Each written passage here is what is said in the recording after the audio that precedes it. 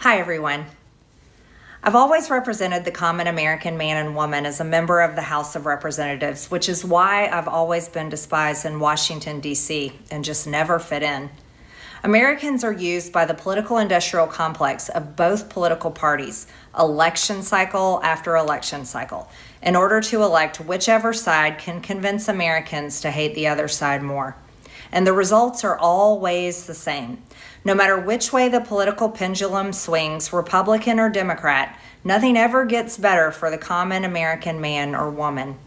The debt goes higher, corporate and global interests remain Washington's sweethearts, American jobs continue to be replaced, whether it's by illegal labor or legal labor by visas or just shipped overseas. Small businesses continue to be swallowed by big corporations. Americans' hard-earned tax dollars always fund foreign wars, foreign aid, and foreign interest, and the spending power of the dollar continues to decline. The average American family can no longer survive on a single breadwinner's income, as both parents have to work in order to simply survive. And today, many in my children's generation feel hopeless for their future and don't think they will ever realize the American dream.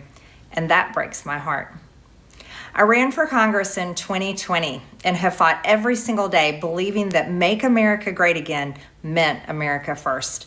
I have one of the most conservative voting records in Congress, defending the First Amendment, Second Amendment, unborn babies because I believe God creates life at conception and I love to fight for the little guy. Strong, safe borders, I have fought hard for that.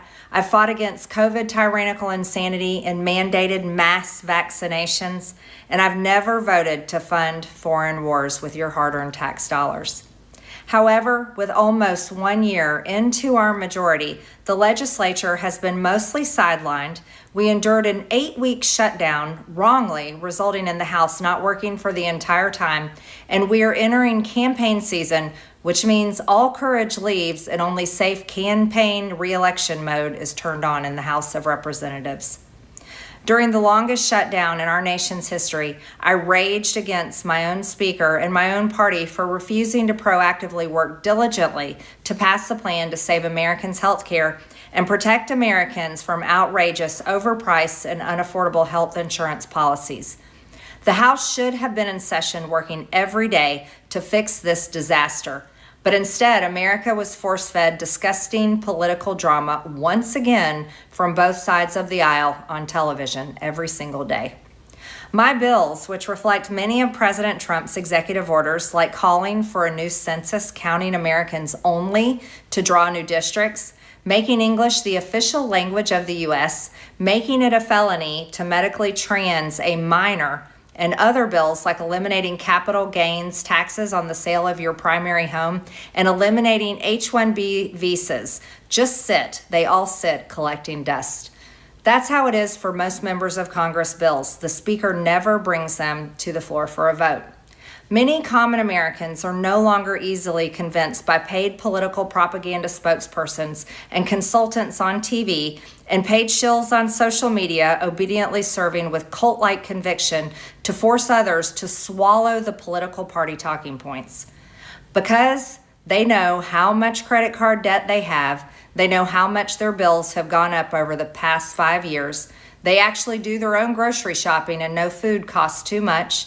Their rent has increasingly gone up and up. They have been outbid by corporate asset managers too many times when they put in an offer to buy a house. They have been laid off after being forced to train their visa holding replacement. The college degree they were told to earn only left them in debt with no big 6-figure salary.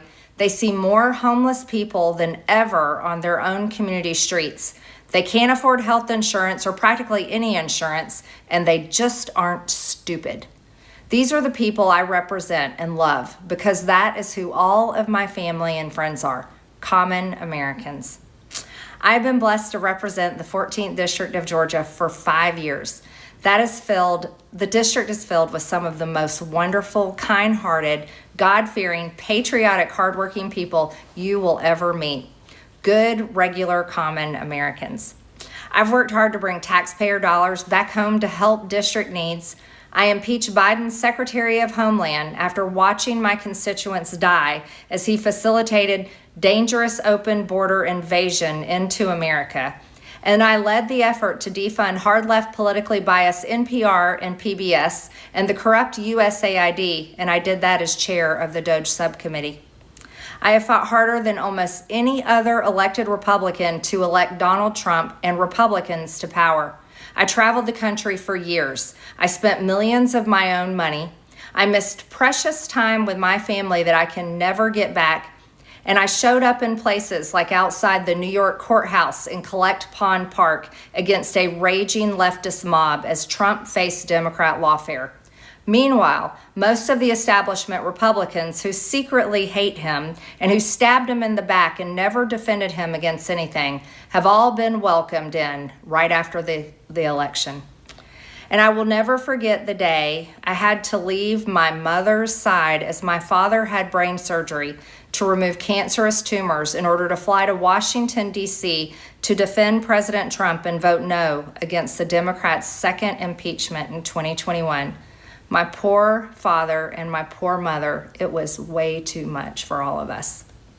Through it all, I never changed or went back on my campaign promises and only disagreed in a few areas, like my stance against H-1Bs replacing American jobs, AI state moratoriums, debt for life 50-year mortgage scams, standing strongly against all involvement in foreign wars, and demanding the release of the Epstein files.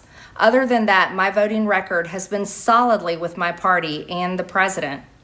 Loyalty should be a two-way street, and we should be able to vote our conscience and represent our district's interests because our job title is literally representative.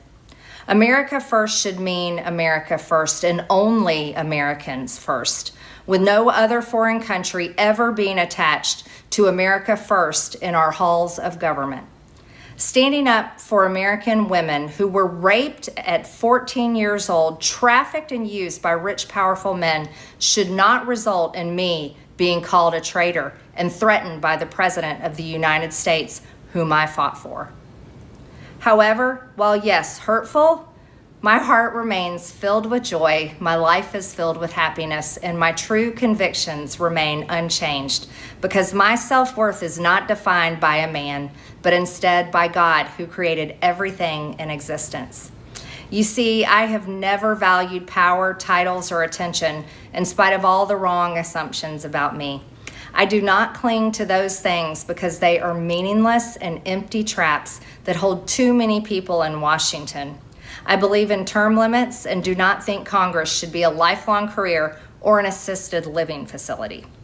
My only goal and desire has ever been to hold the Republican Party accountable for the promises it makes to the American people and put America first.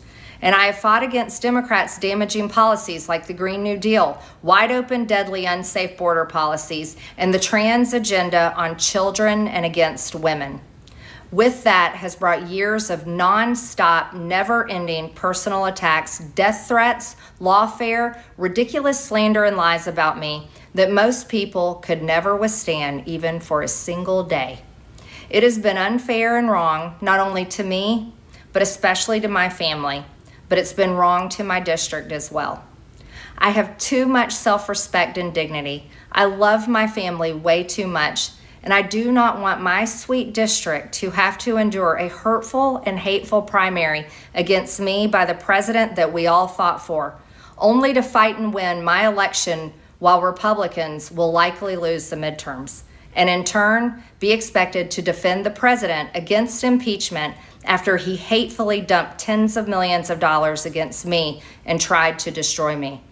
It's all so absurd and completely unserious. I refuse to be a battered wife, hoping it all goes away and gets better.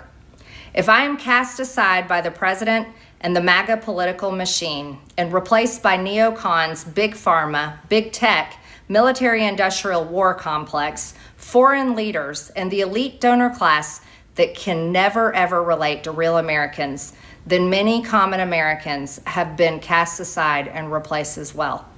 There is no plan to save the world or a 4D chess game being played. When common American people realize and understand that the political industrial complex of both parties is ripping this country apart, that not one elected leader like me is able to stop Washington's machine from gradually destroying our country, and instead the reality is that they, common Americans, the people, possess the real power over Washington, then I'll be here by their side to rebuild it. Until then, I'm going back to the people that I love, to live my life to the fullest as I always have, and I look forward to a new path ahead. I'll be resigning from office with my last day being January 5th, 2026, and I look forward to seeing many of you again sometime in the future. May God bless you all, and may God bless America.